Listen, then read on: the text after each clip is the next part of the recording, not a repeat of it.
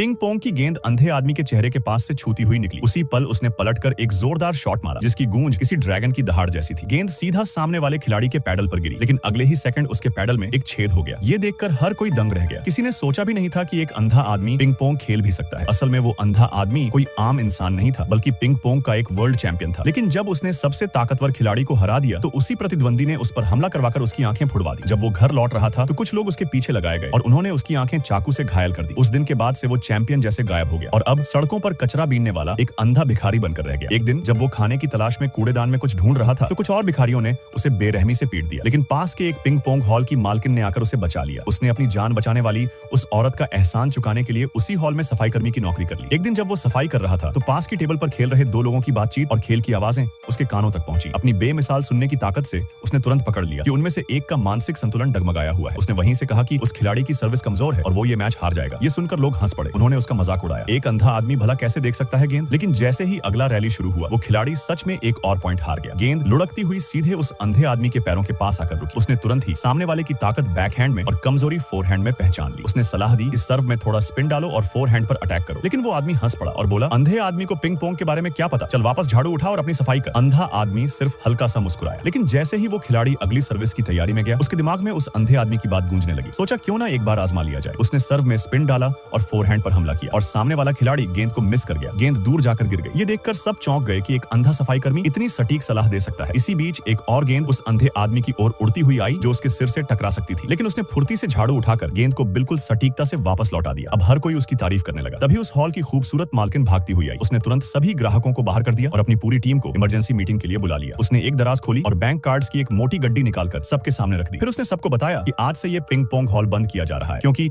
एक पुराना ट्रेडर एक राज्य स्तरीय चैंपियन को लेकर चुनौती देने आया है। अगर हम हार गए तो पूरा हॉल हमें छोड़ना पड़ेगा। मालकिन जानती थी कि उसकी टीम इस स्तर के खिलाड़ी का सामना नहीं कर पाएगी, इसलिए उसने अपने सारे सेविंग्स टीम को बतौर फेयरवेल देने का फैसला किया। लेकिन उसकी टीम ने कसम खाई थी कि वो उसके साथ आखिरी दम तक खड़े रहेंगे। मालकिन ने फिर भी कहा कि वो उनके भविष्य को खराब नहीं करना चाहती और चाहती है कि सब चले जाएं। उसने फिर एक अलग बैंक कार्ड अंधे आदमी को थमाया और कहा, तेरी जिंदगी सबसे मुश्किल है, ये पैसा तू ले जा। अंधे आदमी ने उस दिन को याद किया जब उसने उसकी जान बचाई थी और सोचा कि वो इस हॉल को बर्बाद होते हुए कैसे देख सकता है। फिर भी उसने कार्ड ले लिया। ये देखकर सबने उस अंधे आदमी को कोसना शुरू कर दिया। नालायक, एहसान फरामोश। मैनेजर तो उसे पीटने तक चला गया, लेकिन मालकिन ने रोकते हुए कहा, ये पैसे उसी के हक के हैं। उसी समय ट्रेडर अपने खिलाड़ियों के साथ हॉल में दाखिल हुआ। उसके साथ जो मुख्य खिलाड़ी था वो दुनिया का तीसरे नंबर का पिंग पोंग खिलाड़ी था। ट्रेडर ने कहा, अगर तुम में से कोई भी इसे हरा दे तो मैं हार मान लूंगा। टीम का सबसे सीनियर शिष्य सामने आया, लेकिन राज्य स्तरीय चैंपियन के सामने वो टिक ही नहीं पाया। एक भी शॉट वापस नहीं कर सका और शर्मनाक तरीके से 11 से 0 से हार गया। सामने वाले की ताकत देखकर अब मैनेजर खुद मैदान में उतर गया। मैच शुरू होते ही दोनों तरफ से जबरदस्त शॉट्स चले, लेकिन बस 10 रैली के बाद ही अंधे आदमी ने कुछ गड़बड़ महसूस की।